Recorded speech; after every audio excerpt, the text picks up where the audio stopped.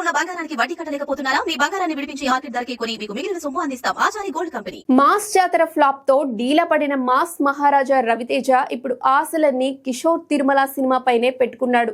నేను శైలజ, చిత్రలహరి వంటి super hit సినిమాలను డైరెక్ట్ చేసిన కిషోర్ తిరుమల ఇప్పుడు out and out fun genre లో ఎమోషన్స్ కలగలిపి భర్త మహాశైలకు విజ్ఞప్తి అనే పర్ఫెక్ట్ యాక్షన్ కామెడీ ఎంటర్టైనర్ రవితేజతో చేస్తున్నాడు. ఈ మధ్య రిలీజ్ చేసిన గ్లిమ్స్ కు మంచి స్పందన వచ్చింది.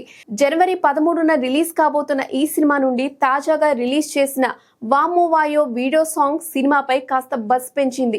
కానీ ఆ బజ్ మెయింటైన్ చేయడంలో తడబడుతోంది చిత్ర యూనిట్.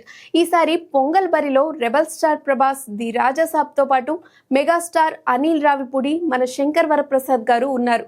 అలాగే యంగ్ హీరో నవీన్ పోలిశెట్టి అనగనగా ఒక రాజుతో ఆడియన్స్ ను పలకరించేందుకు వస్తున్నాడు.